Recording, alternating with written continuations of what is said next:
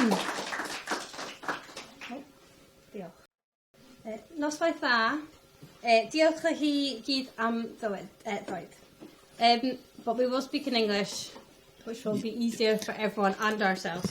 Especially the audience, if they want to follow any of this. Yes, so thank you for coming. I'm delighted to be here talking to Dan about his excellent book, Foodifesto, and the subtitle is How to Build a Healthy Food Future for People and Planet. So obviously a very pertinent topic at the moment, well, always important, but very pertinent at the moment. I found it a very engaging and illuminating read. There's a lot of information in there. It throws up a lot of issues, and we will talk about some of them today, and hopefully it will make you want to read more and buy the book at the end, which there will be ones for sale. So it's talking about how food is produced, distributed and consumed, and what we could do better at all levels. So for the first question then, can you give us a brief sort of overview of what the book's about and what the purpose was for you in writing it? Yeah, so like you say, the book is about all of what I call the food ecosystem. So it's a phrase I use time and time again through the book. So it's everything to do with food. So how we produce it, how we grow it, who grows it, where they grow it, how we shop for it, what those locations look like, what sort of standards we have for our food, and also how we consume it. So what choices we make about our diets and about what we choose to value. And the book tries to take a look at what the situation is currently, which is in many ways quite negative and bleak, but also very much tries to show there is a positive alternative, and that we have far more choice than sometimes we think, and that what the status quo that exists now is not normal, and that we can create a different normal and a better normal that, as Laura says, nurtures us as people, but also the planet that we are lost without. And the book's divided into 4 sections. So we're looking at foundations, so how we grow food around the world, making that food better, retail revolution, and looking at tomorrow's steps. And what I liked about it is at the beginning of each of those 4 sections, there's a list of actions that we could take. So basically, the Foodifesto needs to have, well, it's a manifesto, it needs to have decisive actions. And I like the fact you start with each of them. And it could be individual actions, government actions, right up to global organisations. Where would you say could have the most impact? Is it individuals? Is it global? Obviously, it's all of them. But really, where's your main kind of thrust of your argument? Where do you think, who has the most impact, would you say? I'm going to cop out there and say everybody. I mean, it is. Because otherwise, half the book's redundant if I say that part of it's better than others. So, everything genuinely. I think the important thing to remember, and something I was very keen to try and do, was to be aware of the fact that we don't change the world through fear. We're not going to change the world by scaring the life out of people. Yes, there are scary statistics. Yes, there are scary changes we see around us every day of the week, in the weather we experience, the fact that I'm getting ripe tomatoes out the polytunnel on the 1st of November is not normal. But we don't change the world through fear. We change the world through creating a positive vision of an alternative. And that is something I try to keep in mind when writing the book. It's not the same as saying I'm optimistic every day, but there is a positive vision we can create and bring to life. But that vision takes actions by every level to come true. So yes, there are actions individuals can take, lots and lots of them, positive small changes we can make, changes to priorities we can have. But also it is very, very true that we need action at every level of government and internationally.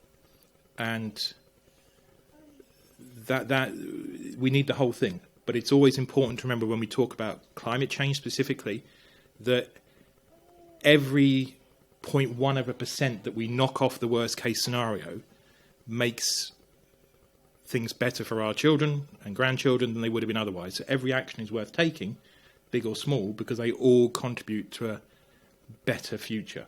So yeah, actions at every level, and they all matter. I mean, I think that's always it's always complicated, isn't it? Anything that's big and important is always complicated, I suppose. And what I liked about the book is there's a good total mix you've got of making it really accessible. So the book's definitely, well, this is my reading of it, for the layperson, so you don't have to be an expert in any of these fields.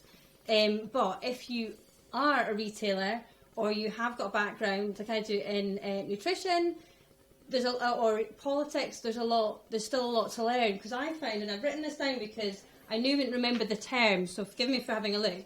But there's quite a lot in, and I think it's in the second section about better food. So how do we change food production? That you helpfully outline a number of sustainable farming practices which may be less familiar to the public. And I do know a bit about food production and nutrition, slightly more than a layperson, but not an expert. But there were still terms that I will read that I was really interested to read about, and maybe you could just elaborate on some of them, and maybe you're starting to do some of them on your own. I'd probably rather not, because there's an actual farmer in the building who knows more than me, but excellent. okay. Okay, well this would be good for the questions at the end. So it's meant to be a conversation, isn't it? And no one has the answers, whether it's you or some global organisation. Everyone feeds into this. But I was really interested in the terms like, so rewilding, I think that is something that's becoming a lot more discussed. I think that's a bit more familiar. But I didn't really know what the definition of regenerative agriculture, permaculture, agroforestry and no-dig were. So I found that really interesting. And there's, as I say, it's accessible, so you get sort of touch on a basic definition of these. And I guess the idea is people go off and have a look into things that are, that they find interesting. But these, especially the no-dig, agroforestry, regenerative agriculture, I find that really interesting. Yes, I mean, I think the first thing is that the book is definitely not an academic tome. So it was designed to be accessible. It was sort of the audience I had in mind when I wrote it was actually my mum, because I think it's always good to keep your mum happy, and also she's kind of a vaguely aware layperson who has lots of pressures on her time, lots of extended family, lots of impact in ways she probably doesn't realise, but probably doesn't know what she necessarily needs to do to make a difference. So I try to think of her as sort of my example person in my head. So when I was thinking about things like the changes to the way we produce food, it felt necessary to just include some short definitions, because it's very much unashamedly a book that wants you to go and read more books. That's very true. It's very much a starter. I hope it would give people things they want to jump off and find out more about. It doesn't claim to be the definitive work on lots of things. There's not room. It's only 80,000 pages. 80,000 words? 80,000 pages. I mean, I was very busy. They're small pages. 80,000 words, yes. Yeah. Don't scare her. Yeah, 80,000 pages. Yeah, it's like one of Churchill's works. So 80,000 words. So it can't be the definitive tome on all these things. So the idea is that it serves as a launch pad for finding out more. In terms of the specifics around the different types of farming, yes, you have things like no-dig, which every person who has a back garden should be big on no-dig because it's less work. At least it does what it says on the tin. You don't disturb the soil because you want to keep and nurture the structures that exist within the soil, because they're what bring you value over time. And so by just adding carbon and mulch on top of the existing soil, you create a better long-term outcome, and you don't have to do the work of digging in the first place. So no dig is a really easy win that everybody should be up for. If you want to find out more about no dig, you can go and look up a man called Charles Dowding on YouTube. He's a great place to start with that. In terms of agroforestry, we're talking about growing food, sort of arable crops alongside trees, or mixing up. So we're moving away, and with regenerative agriculture as well, we're talking about moving away from large monocrop systems that are poor for diversity, but also poor for ultimately the nutrient quality of the crop you're getting as well. So poor for the environment and poor for what we're eating as well. So when we're looking at agroforestry systems, you're talking about mixed farming systems. You're saying with regenerative agriculture, you're talking about systems that place value on soil and water use and things like that to create a nurturing whole that, like I say, are better for biodiversity, they're better for the farmers as well, and they're better for quality food for those who are eating it. So all of those things, when we look at how we produce a different sort of food, are really, really important. And we have examples of those things going on locally. We're really lucky in that we have great examples of those things happening in our area.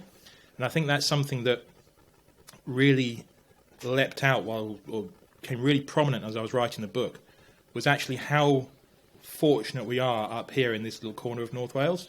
Is actually we've got so many amazing things going on. And when we, particularly with food production, we have amazing examples of regenerative, permaculture-based farming that incorporate agroforestry and silvopasture and all those terms that sound confusing but ultimately just mean we're growing food in a holistic way that gets better outcomes for everybody. And we have that happening within 20 miles of the shop. And it's one of those great examples whereby if we're, as consumers, more aware that that choice exists and aware that we have a way of making a difference by supporting those sorts of things, that's a really positive, impact we can make as a consumer. And we're fortunate that, unlike some areas of the country where they don't have that choice, we do have that choice here, and we should support them. And just going back to, and following on from that, and also circling back to your point about not getting too, staying positive and not getting too bogged down. Because I think when you look at the news and we look at, especially with COP27 on at the moment, these things are very much heightened. At least people, there's some wins with like Bolsonaro is out in Brazil. Maybe the rainforest, maybe not safe, but they're not being destroyed. Maybe it's fast. There's certain things that the news is very focused on. I think it can seem quite overwhelming. And I thought it was interesting that you started your opening quote in the book. Well, there's 3 quotes. One of the quotes, it gets a page to itself, so it's obviously important, is "Yes, we can," Barack Obama. And I assume, and there's not a context in that, but I very much assume that that is the way you want people to perceive the book of, okay, there's a lot going on environmentally, politically, there's food insecurity, food poverty. You address in your introduction about Ukraine and Russia, the problems there, the war there, obviously affects food production and distribution and has knock-on effects. But the book is actually very much positively, yeah, we can. What can we do? But also, and that is, because the situation can sound bleak, isn't it? But the book is very positive, and I think that's important to state. It's accessible, it's engaging, there's quite a lot of humour in there, which I think is helpful to deliver any difficult messages or any positive message you want to get across. But is that something you definitely wanted to get in, to keep it kind of more light-hearted, to not put off the reader or make you feel just overwhelmed? Yes, definitely. I think with the "yes, we can" thing, I think it's very much the simple "yes, we can." There is a positive potential set of outcomes. We can make changes. It is possible. A lot of the positive things we need to happen are happening already. They're just happening on too small a scale. So, we might have 2 regenerative farms in the area when we need 20.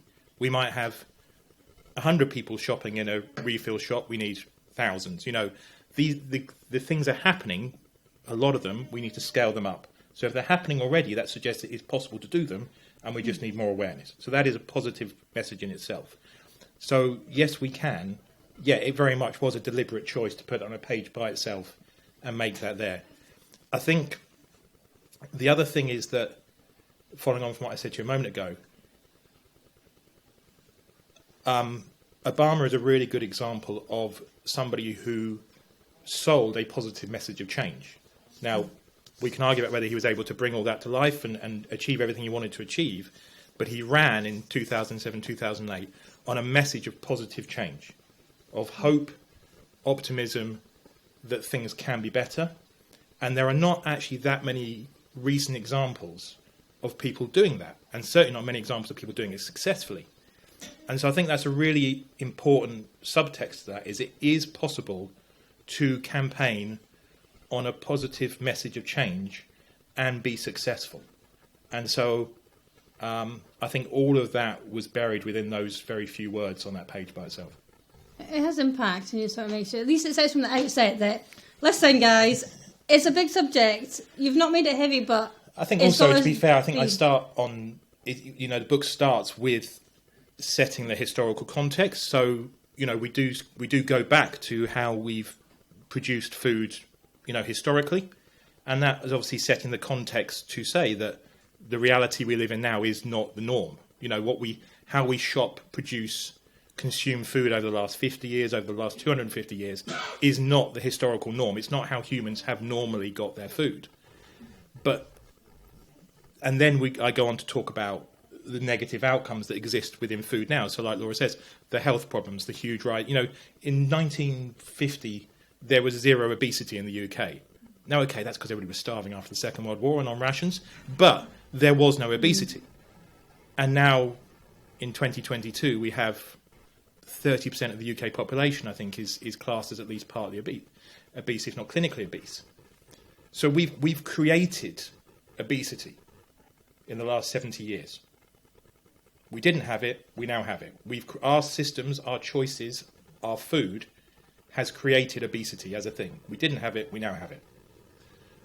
Look at the rise in type 2 diabetes over the past 20, 30 years. Look how type 2 diabetes is spreading down into teenagers now, and even pre-teenagers at alarming rates because of the food choices. That's not normal. But if you're going to set all that out, and food poverty and the massive rise in food banks and all the other things that are going on in your first two chapters, you probably need one line of hope before you do all that.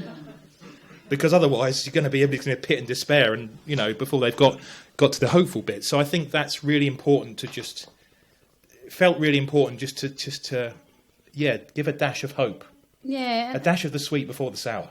Yeah, or to set out really that is the feeling of the book, that there's lots we can do, and what are those things, but putting them in the context. And what I do like about the book as well is when you talk about there's a section on nutrition and about these health related problems, but you never blame individuals for their choices, because individuals are presented as very much at the end of this chain of events, whereas you have to include producers, you have to include governments, organisations. It's not individuals who are responsible for their own bad health, even though you obviously do. There's a small factor, and it does have a much bigger context, which is good, and certainly in line with what all the good arguments people are making. Just going back to something you're saying about you're talking about the history of our food production and consumption. Do you think our connection with food has changed? Yes, and I think that goes to the heart of a lot of the problem, is that we've lost that connection with what we eat. So most of us don't grow our own food a lot of the time, and that's a very basic example of how we've lost that connection. And that's a very recent thing. If you think back to certainly my grandparents' generation, it was the norm to have a greenhouse and a patch of veg growing in the garden. I think to my grandparents who live in the south of England in a very normal housing estate, 3-bed semi-detached. But looking back to when I was growing up, every other garden had a greenhouse, and probably 85-90% of the gardens had some sort of veg patch. That was just normal. You grew a bit of your food to supplement what you were eating and help with the bills and everything else, and it was just part of family life, was growing a bit of your own food. So we've very much lost that connection with growing, but also the way we shop for our food. We've moved away from specialist butchers and fishmongers and things to a world where 99% of our food is wrapped in plastic, and so we lose that tactile relationship with our food. Two examples of how that struck me when I was writing the book. The first one was when we first started selling loose food in the shop, and the first thing we opened, sort of big bag of something we opened to pour into a jar, was black peppercorns. Now you think when you're doing black pepper, you don't really, you got the taste, but you don't necessarily associate the smell. But a kilo of black peppercorns has the most amazing sweet smell to it that you just don't get in your normal shopping experience in a supermarket. And so it's a really good example of something we've lost. Also, I think it was really... It's a bit early to heckle me yet, Nancy. I know. Come on. Also, I think when we look at about the process of writing the book, one of the bits of early feedback I got was I described about how my earliest memories of food are involved with Sunday lunches, very traditional family Sunday lunches at my grandparents' house. And we'd all go round there. And I'd sort of written this description. And I got this bit of feedback that, what about the smell? Which is something I hadn't described. And actually, just getting that bit of feedback unlocked my own memory. That smell of warm melting butter on top of mashed potato, because my gran is fond of a large lump of melting butter on her mash. The homemade gravy with the dripping that's been in the pot in the fridge for God knows how long, and was not anything that would pass the food hygiene standard of today. But those evocative smells drifting from the kitchen out from my granddad where he was cooking out to the rest of us formed an essential part of that connection with that food. It tickled all of our senses. And I think we very much lost that sensation from what we eat, and so much of our food is obviously pre-packed, but is also very bland because of its certainly our fruit and veg varieties are designed to be transportable, not tasty. So I think all of that adds up to forgetting collectively what our food can be. And when you eat a homegrown tomato, we grew carrots successfully for the first time this year after several failed attempts. And my God, a homegrown carrot, you forget what that can taste like. A real basic thing. And so we have collectively lost our connection and also our knowledge around those things. And I think that's a fundamental problem that holds us back from demanding change, because we've forgotten what it is we should have. And so it's very hard to argue for what we could have when we've forgotten what it should be. Yeah, and I suppose that's an interesting point, and I suppose a lot of people will because young people have never had that, but then it also brings in the challenge of, well, and this audience here, or people can, this audience, we're probably middle class, we're slightly engaged, slightly informed, we've got a nice sustainability shop, we've got good provision of, even supermarkets, they sell fresh foods, but the challenge, I guess, is reaching people that are harder to reach, and I think you do touch on this in the book, that it's not all people thinking, reading things, being informed, going on to a nice local shop. It's people that either haven't got any money or just haven't got these things in their area. Not a lot of places have a lot less availability of fresh foods, less education about it, less time and money to cook from scratch or even to know what sort of things you're buying. So I guess that's a challenge as well. How do you reach the people who have structural challenges like poverty, lack of education? I'm not expecting you to solve this problem. I can solve that. That's fine. Don't worry. And I think you do touch on it that there's immense problems in some way in some locations as well. And I don't think we are not the audience where we can be aware of that. But it's slightly different. Here is nicer, and you can do something with the audience you've got. But there is a challenge, isn't there, in reaching people who really have suffered, generations of structural problems and inequalities. Yeah, and I think that was one of the things that became clear as I wrote the book. It started off as very much based around what we do in the shop, and then it became really, really obvious how many parts of our society, how many parts of our world food touches upon. It sounds like a really obvious thing to say, but it became this huge thing that just kept sprawling, and I had to find somewhere to stop it. But a good example of when we talk about sort of those barriers and those problems with helping people to see what access alternatives. We've got some raised beds outside the leisure centre here in Carnarvon, which were put there by a group of the physical therapists who work at the leisure centre. So they get referrals from the NHS to give people physical therapy for recovering or helping with ongoing problems. And then they were challenged or asked to provide growing sessions for people for whom physical workout therapy wouldn't be appropriate, but some sort of activity, something got them moving would be really useful. And so these therapists who have no background in growing or food or anything like that managed to get these raised beds built. They managed to get these people along for these sessions. They ran these sessions. They got stuff planted. They got stuff grown.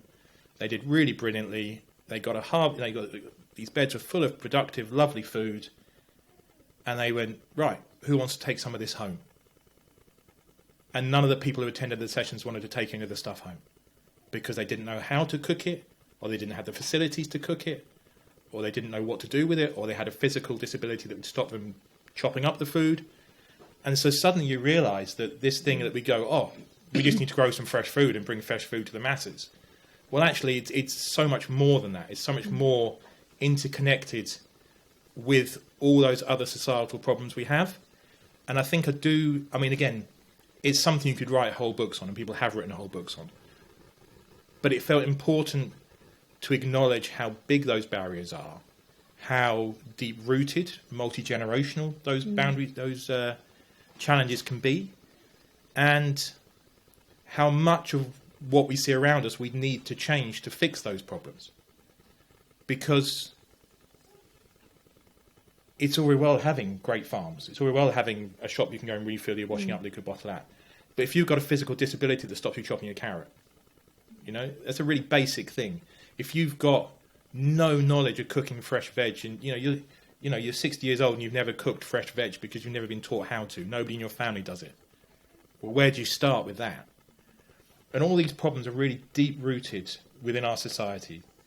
And at heart, talk about, illustrate how actually we have come to place so little value on what we eat because we haven't actually thought it's worth helping people, educating people, making accessible kitchens a part of everyday provision.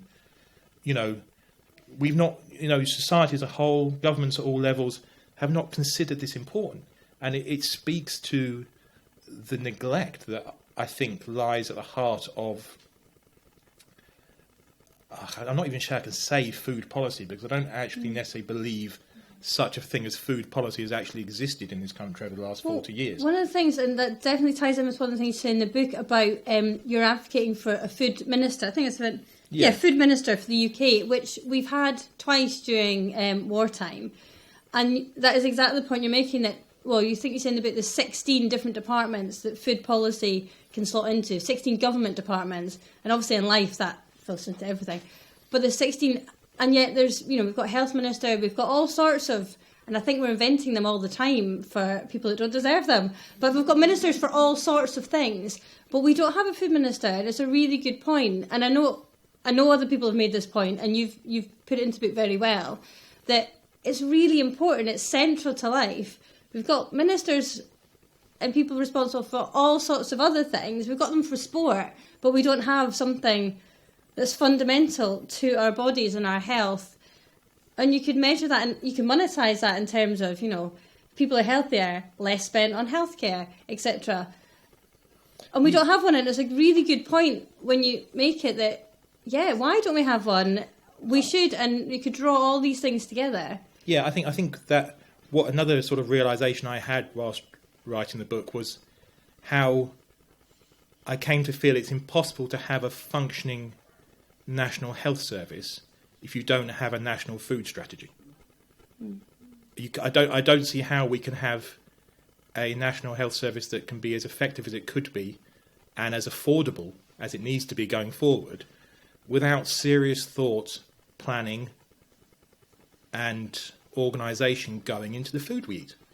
And that runs counter to how we've treated food at government level, certainly the consumption of food at government level over the past 40, 50 years, when we've been very, very sort of in line with the prevailing sort of economic orthodoxy.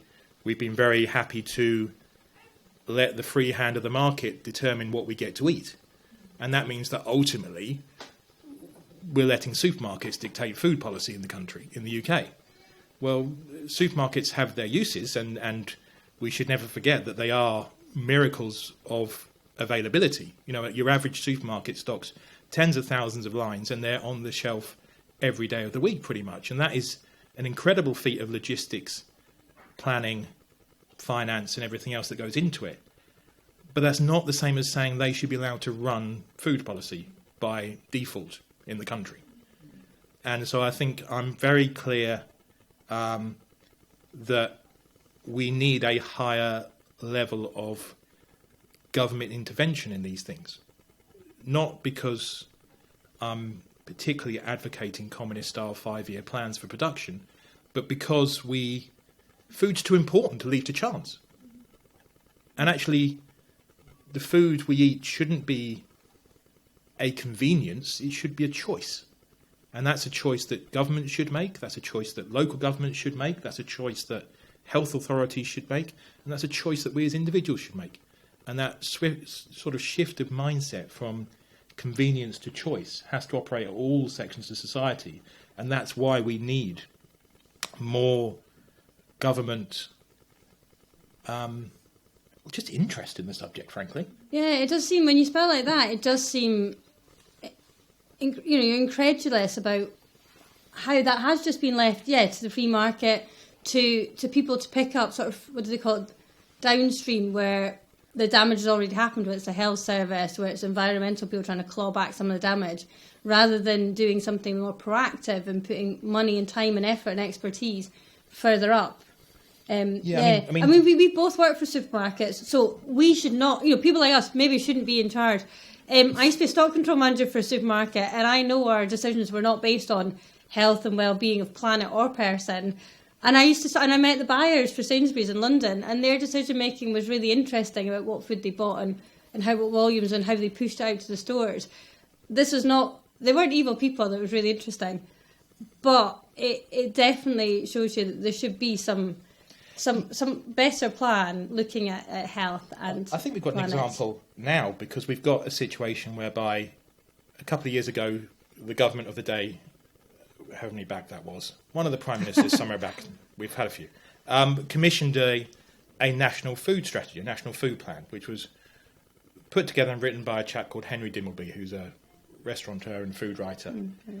And I quote the national food strategy a lot in the book, and it's a really great document, and you can find it online. I would, if you're interested, it is a good read.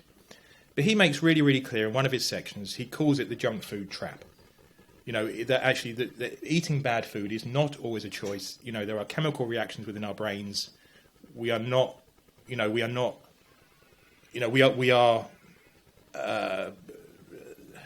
played upon by forces bigger than just our own decision making. And yet we have a government that promised to have a white paper in reaction to this, which we had a very token effort, but never really did anything. And then we've had the introduction, promised this autumn, of laws that will see chocolates and sweets moved away from checkouts, moved to less visible parts of supermarkets and convenience stores. And yet now we roll through another 2 changes of government, and we're maybe not doing that, maybe doing it, who knows. And so a great example of where government has been presented with hard evidence of how they can help better choices and better outcomes happen.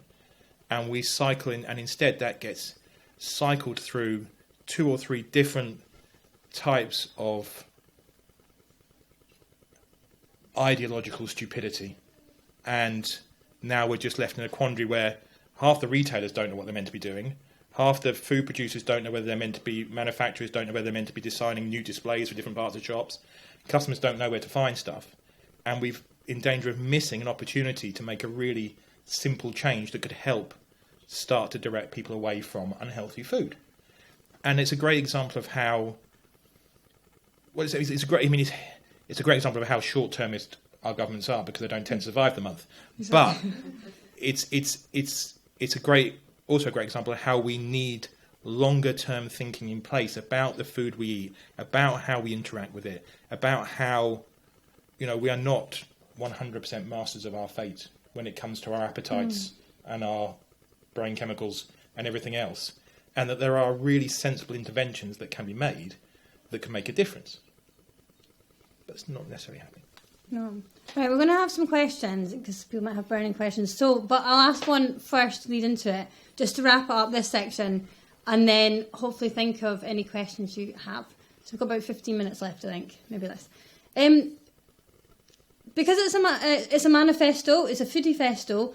What would you say would be for this audience at this town? What would be the first top 3 things we could do as individuals now? Just bringing it right back down to individual level that we could do that would be better according to your manifesto. What changes could we make? Okay, 3 changes. Only 3 changes? You can have more, but I thought there's 80,000 just pages. Kind of keep it. What top things are? It doesn't have to be. So in I think order. okay. So just examples, I suppose. Yeah. So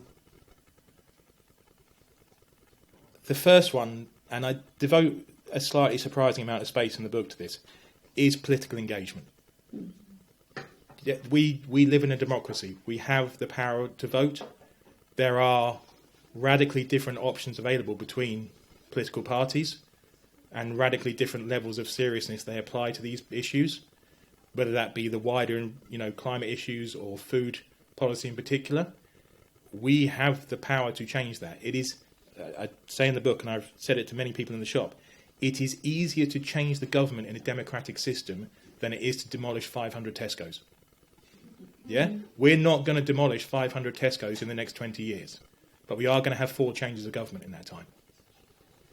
It is yourself, your friends, your families, being politically motivated, politically educated, politically engaged is the most powerful thing you can do, without a shadow of a doubt. And there is nothing else that will have more of an impact than people voting for a different choice, because it is a choice. We have too much apathy, too much acceptance of the status quo as it is. There are different outcomes possible. There are different choices that can be made, and the most powerful, most impactful, most immediate way of that happening is to vote differently in large numbers. That's not a sexy message, but that is where it's an important one, and I'll back that up, yeah. The second one would be a change of mindset, actually. I did a little exercise online 2 weeks ago about my own carbon footprint as part of something else I was doing. And when I sort of calculated this number, which wasn't horrific, but wasn't as good as it needed to be, and actually the thing that moved that number the most was dramatic changes in consumption. So what I shopped for, how often I shopped for it, what emphasis I placed on reusing things, shopping locally, all those choices. So our consumption habits make a massive, massive impact, both to the food we eat, the food ecosystem that exists around us, and the world as a whole.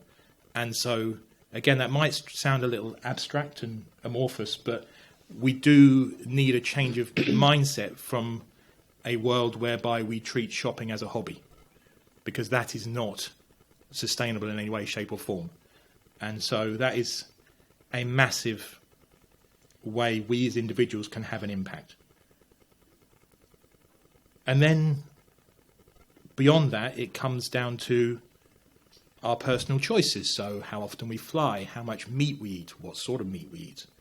Those things, again, are impactful. If we eat a lot less meat, and the meat we do eat is locally grown or locally reared, regeneratively farmed, beautiful meat, then that's a positive choice we can make. We're supporting local food ecosystems, we're supporting local farmers, we're making use of parts of our landscape that are perfectly suited to rearing animals on. There's parts of the UK landscape that the best thing we can do with them is farm them with animals. So it's not a question of no meat, it's a question of making meat, again, a thought-out choice that we actively choose to make a positive impact when we choose to eat meat, rather than treating it as something that we eat 7 days a week without giving it a second thought. So in terms of our food choices, meat's a really, really impactful place to start. Obviously, not flying, households going down to one car, all those sorts of choices do matter. But yes, get engaged, get thoughtful, and think about life as a choice, not a convenience. Very good. Does anyone have any burning questions or any questions? I think one of the things that really annoys me is if you have a need to go into the supermarket is how many air miles some of the food is travelled. And I find it horrific. If you go into, you need some vegetables and it's out of hours or whatever you're doing, you're impromptu supper party, and it's Kenya, whatever, and I just think, what the hell? Why have we got to import all this food? I think that comes down to, again, treating food as a convenience. I think we've lost the concept of seasonality, which is really, really important. 1 week a year for the last couple of years in the shop, we've tried to have a week where, in the summer, whereby 1 week where we don't sell bananas, oranges and apples. We sell UK-grown black currants, red currants, gooseberries. It's a very short season for those things. It doesn't work. Can't make it work. People wonder where their bananas are, don't want to pick up the fruits because they don't want to know what to do with them, and we end up taking lots and lots of black currants home with ourselves and trying to get through them all ourselves, which is a really great example of what you're talking about. We used to, British asparagus, UK asparagus, it used to be a week or two maybe. That used to be a big thing when you used to be able to go into supermarkets for a couple of weeks of the a year and have your asparagus, and we've lost that. So I think that getting seasonality, that concept, it goes back to education and all that knowledge that we've lost. I think in terms of understanding our food, the food miles associated with our food and the impact, there's a book called How Bad Are Bananas by Tim Berners-Lee, which is now 12 years old, but it's still the best book on that subject, and is a great way of educating yourself and the people around you about actually how bad avocados are, but actually that bananas are okay because one comes air freighted and one comes on a slow boat, even though both come from South America potentially. So that's a resource that's out there to help make better decisions about that, because certainly the supermarkets aren't going to tell us that information at the shelf edge. They don't make it obvious either. You have to really seek out ones that haven't come all those air miles. That's true. I've seen things, carrots maybe, or something else, where they've had a British flag, a Union Jack on them, but a completely different country on it, and maybe they're just packaged here. Really, really deceptive. It was really odd, but I can't remember quite what it was. It was recently though. Does anyone else have any things you'd like to ask or comments or? Yeah.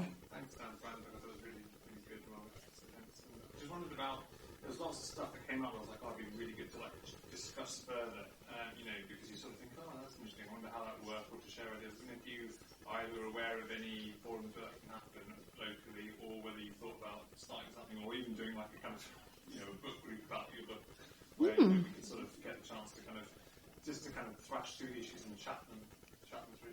So something more interactive than just a captive audience listening to me talk. Don't know about that. You were going to start something. You did look at people. Yes, no, I think there are. I think it is an interesting thought actually, and I think that's something that I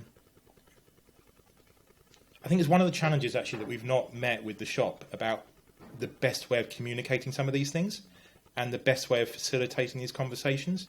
And it's a really interesting thought, and about how we'd, I don't know quite what label we'd put on it, how we'd engage, whether the book's the thing to try it or not. When your new project is something that might invite... Yes, but I'm also looking at a certain man in the order who's raising his eyebrows at me now, who has a very good forum for those sorts of things as well.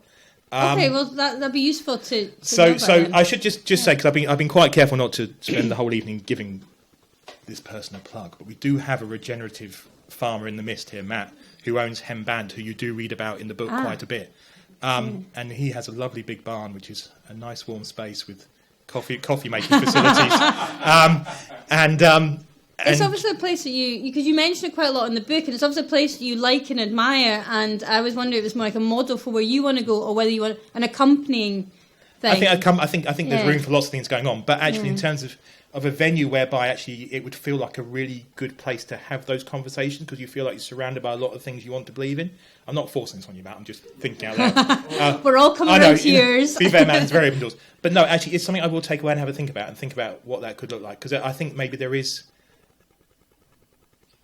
The ideas around education and outreach and all those things are ideas that I'm certainly playing around in my head at the moment. I know Matt plays around with them in his head quite a bit, about how we communicate, how we spread these these positive stories to a wider audience, and how we engage people and discuss that, and how actually when people get the chance to share ideas amongst themselves, they often come up with the solutions anyway, because a bigger group probably has most of the solutions. So I think that's quite an interesting thought and idea. But your new project is a food forest, isn't Yes. it? You want to say anything about that? Because that you are inviting people to come plant trees, which is definitely, as soon as you get people doing things together, Yes. then those conversations start, don't they? Yes, I mean, if you keep an eye on the shop social media over the next couple of weeks, we're hoping to be able to invite people up to plant some trees, because yes, we are creating a small food forest at home, which is kind of bringing some of what the book talks about to life, I guess. So yeah, we are looking at ways of bringing those things, doing more of those things ourselves, but also trying to work out ways of inviting other people into it a bit more as well. So yeah, watch this space. Quite a lot of exciting things going on, but I think that's a good point about there's quite a lot of people interested and Yeah, so engaged. there was a book and club things org- already happening, obviously, that you do touch on, and you do mention and bring some of these together. But there's probably lots of things. I always find this about North Wales, there's a lot going on, but you have to kind of tap into it. Sometimes it's not always on social media. It's someone tells you something and you find out about it that way, and then you realise there's an awful lot, whether it's artistic, whether it's sustainability, whether it's whatever it is.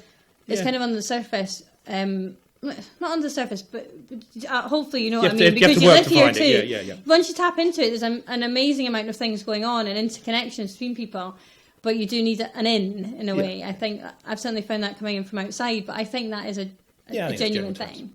So yeah.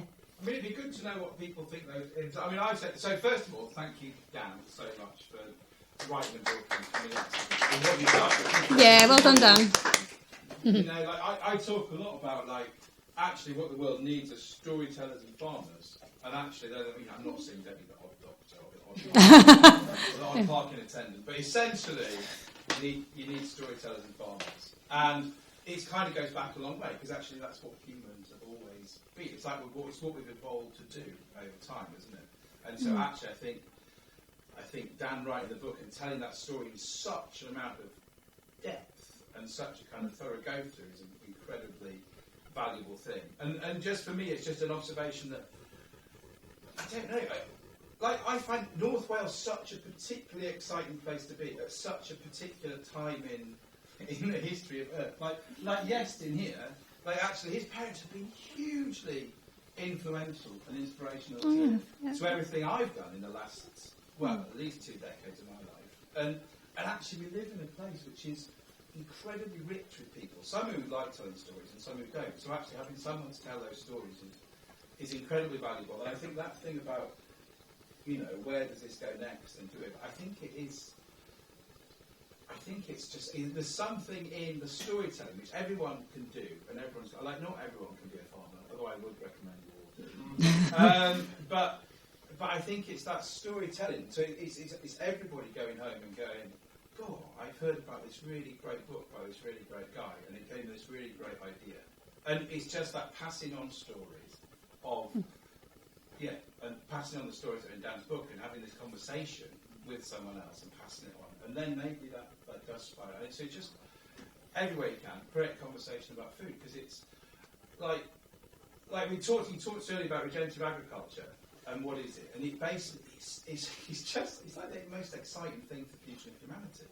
Because actually, if you can say, right, we can produce food, we can produce financial profit, we can build soil, build biodiversity, build a community around it, and enjoy it, why are we doing anything else?